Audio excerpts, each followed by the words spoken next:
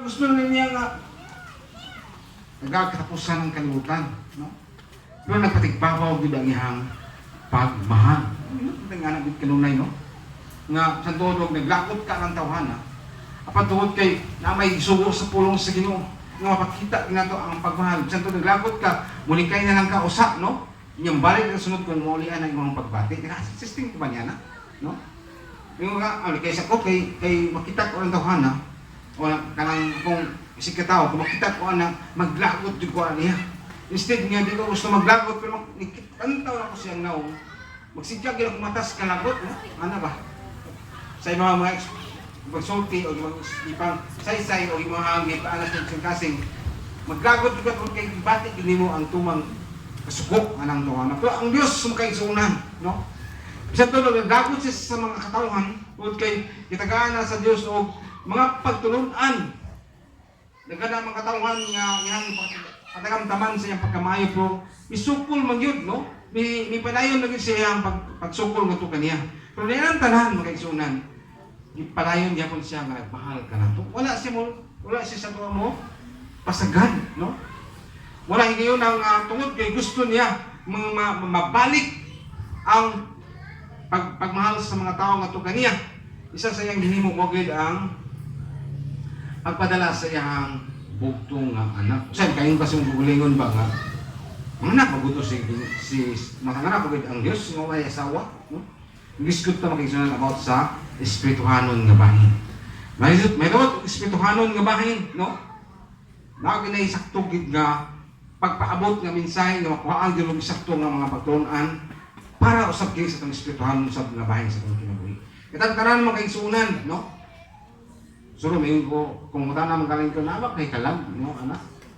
Ngayon kasi bulig mo. Na, oy, nakoy kinabuhi, no? Naadi ko kalam ko na gusto sa Dios kay kinabuhi nga gihatag sa Dios kanimo. Yagi na siyang matagpas na anak, napasagaw doon baka ang Dios. Ang Dios may nagmugna nimo, naghatag nimo kinabuhi. Dili gusto ang Dios nga pasagdan kaniya. Bisag doon masakitan ka. Ay mga panahon nga masakitan ta, sakita atong panay, pagtulunan, sakitan ako ko. Ano na nimo nga atong bahina, ipaabot to kanimo kay gusto sa Dios nga makahibalo ka, umasayod ka, nga katulad mahina, nakatabang nimo parang masabtan nimo maayo kung sa katuyuan sa Dios diya sa imong kinabuhi. Sakitan ka, pero dako ay nagkahimuan sa imong kinabuhi. Nigabot sa panahon, magpasalamat ka tungod kay kitagaan ko kay gayunan sa Ginoo nga mabuhi ka pagpadayon. Kitagaan ko sa Dios kay gayunan nga makabdungog o makasabot sa iyang mga pulong o kining mga oras sa magigsoon niya. Karon aron sa pagsimba o pagmaya nato kaniya kung kay gusto sa Dios nga hangtod, no? Samtang ikaw wala pa gid ka tugkan og maayo sa kahulugan niya ng tanan. Magkapot gini mo ang tibok yun niya kahulugan, no? Sa imong samtang ikaw buhi pa, no? Kaming kasi muli kung patay na ko magkabalo pa mga gusto makuran, no? Kung wala pa kakabati sa pulong sa Ginoo, kung wala pa kakabati sa wala pa kakabasa sa pulong sa Ginoo, no ini kay dili pwede magkahibalo kadungog dito mo sa kamatuoran nga pinaagi sa pulong sa Ginoo. Nakaroon nga oras sa makaigsunan, itong sabto pag-ayo gayon, no? Ihatag niya ang bugtong anak. Paghatag niya siyang bugtong anak, ito naglisig katuyuan para kanato, no?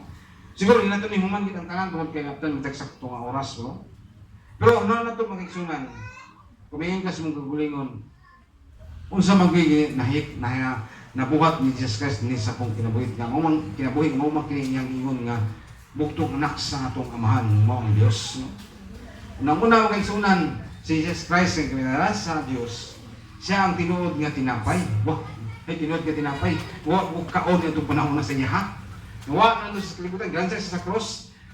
Kuha siya sa paglansang sa cross niya. Di man siya, mabay po sa buka na nga siya kung tinuod nga tinapay, no? Nagisgot ta, may kabot sa espirituhanon nga mga butang. Nagisgot ta sa pagkaon po sa itong espirituhanon nga bahin sa itong kinabuhi. Kaya yung pagkaon sa itong espirituhanon nga bahin, no?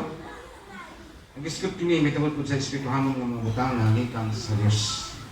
Si Jesus Christ, mga itong una nga pagkaon, no? Nagisgot kini nga muna ito ang espirituhanon nga bahan si Jesus Christ. Masabtan na ito na, no? Kumain ka sa mga nga, ha? Siya ang tinuod nga pan, no? He is the true bread. O ba na ang pasabot niya na? Sabi makuha nato niya nga pagtulunan nga siya pasabot nga siya ang tinuod nga pagkaon, no? Ano to pagsum nga na ito espiritu tanan. Natay makalag. Kitong kalag. Atong lawas makaigsunan sa pagkatimawod pa lang. Ginapakaon nato ni. Itagaan na to may pagkaon. Ipagkaon na to. Sagaran kayo kasi mo gulay mo nga samo kay tools kawalad una.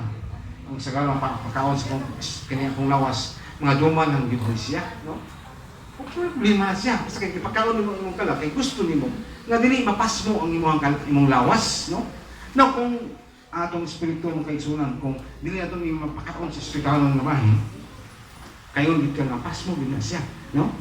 Mas kung pas mo, mahitabo gid gawa na siya paglaom na sa iyang kinabuhi. Kung mapasagdan nimo nga dili jud magitag paagi nga makabati ka o makapasa ka o makaduog ka sa espirituhanon nga mga butang para sa kaluwasan sa imuhang, para sa pagdinar sa kayuhan sa imuhang kinabuhi. Muna karon mga panahon na mga igsunan, naggan mo ang mga tao nga makabati sila sa pulong sa Ginoo, utod pa nila, labi na kung makaduog sila o makabalo sila ang kantuhana, mga alagad na sa Ginoo, no?